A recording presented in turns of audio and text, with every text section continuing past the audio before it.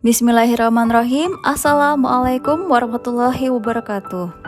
Perkenalkan, nama saya Dian Eka Permanasari, peserta Latsar CPNS 2021, Angkatan 10 dari kelompok 4, Balai Diklat Keagamaan Semarang.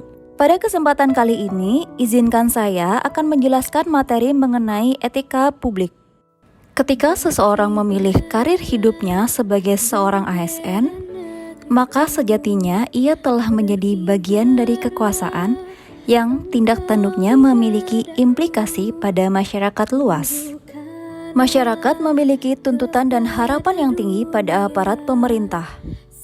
Maka tak heran jika terdapat perilaku yang kurang terpuji yang dilakukan oleh aparatur sipil negara akan menjadi sorotan tajam.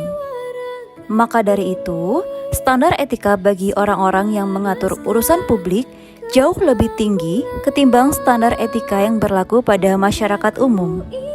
Adanya ekspektasi yang tinggi terhadap ASN oleh masyarakat ini yang melahirkan tindakan sinisme dan sarkasme publik jika perilaku yang ditunjukkan oleh seorang ASN berbanding terbalik terhadap ekspektasi publik.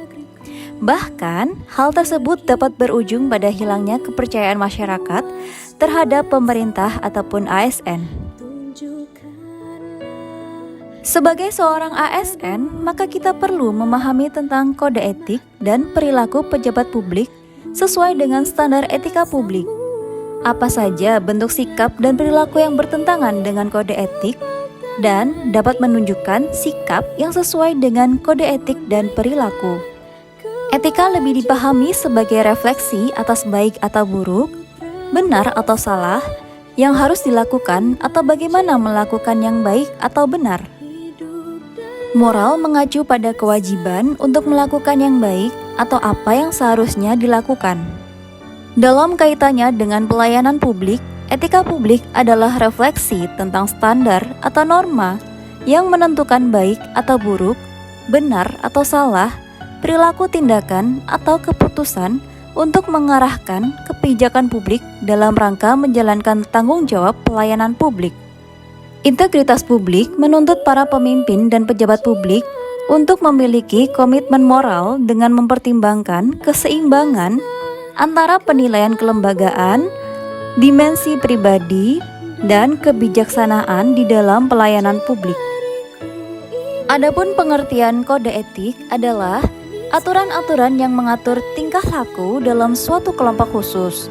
Sudut pandangnya hanya ditujukan pada hal-hal prinsip dalam bentuk ketentuan-ketentuan tertulis. Berdasarkan Undang-Undang ASN, kode etik dan kode perilaku ASN yakni sebagai berikut.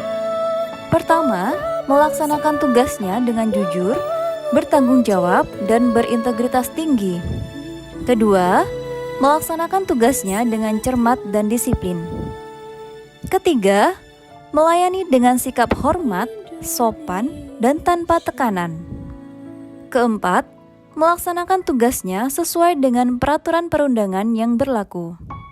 Kelima, melaksanakan tugasnya sesuai dengan perintah atasan atau pejabat yang berwenang sejauh tidak bertentangan dengan ketentuan peraturan perundangan dan etika pemerintah. Keenam, menjaga kerahasiaan yang menyangkut kebijakan negara, menggunakan kekayaan dan barang milik negara secara bertanggung jawab, efektif, dan efisien. Ketujuh, menjaga agar tidak terjadi konflik kepentingan dalam melaksanakan tugasnya. 8. Memberikan informasi secara benar dan tidak menyesatkan kepada pihak lain yang memerlukan informasi terkait kepentingan kedinasan.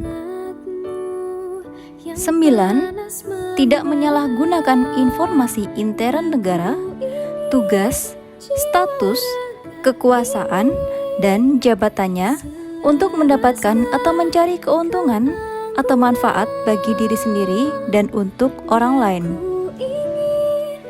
Ke-10. Memegang teguh nilai dasar ASN dan selalu menjaga reputasi dan integritas ASN. Ke-11, melaksanakan ketentuan peraturan perundangan mengenai disiplin pegawai ASN. Dimensi etika publik pertama yaitu adalah kualitas pelayanan publik. Etika publik menekankan pada aspek nilai dan norma, serta prinsip moral, sehingga etika publik membentuk integritas pelayanan publik. Etika publik menuntut lebih dari kompetensi teknis karena harus mampu mengidentifikasi masalah-masalah dan konsep etika yang khas dalam pelayanan publik. Oleh karena itu, etika publik mengarahkan analisa politik sosial budaya dalam perspektif pencarian sistematik bentuk pelayanan publik dengan memperhitungkan interaksi antara nilai-nilai masyarakat dan nilai-nilai yang dijunjung tinggi oleh lembaga-lembaga publik. Kedua, modalitas. Membangun integritas publik pejabat dan politisi harus disertai perbaikan sistem akuntabilitas dan transparansi yang didukung modalitas etika publik. Akuntabilitas berarti pemerintah harus mempertanggungjawabkan secara moral, hukum, dan politik atas kebijakan dan tindakan-tindakannya kepada rakyat. Ketiga, tindakan integritas publik. Integritas publik dalam arti sempit yakni tidak melakukan korupsi atau kecurangan. Adapun maknanya secara luas yakni tindakan yang sesuai dengan nilai, tujuan, dan kewajibannya untuk memecahkan dilema moral yang tercermin dalam kesederhanaan hidup. Integritas publik juga dimaksudkan kualitas dari pejabat publik yang sesuai nilai, standar, aturan moral yang diterima masyarakat. Integritas publik juga merupakan niat baik seorang pejabat publik yang didukung oleh institusi sosial seperti hukum, etika publik aturan, kebiasaan, dan sistem pengawasan.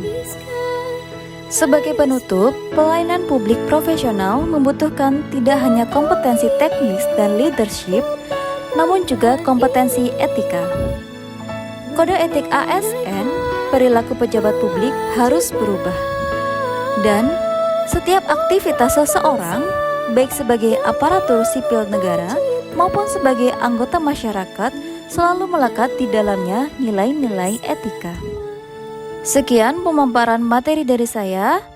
Saya ucapkan terima kasih. Wabillahi taufiq wal hidayah. Wassalamualaikum warahmatullahi wabarakatuh.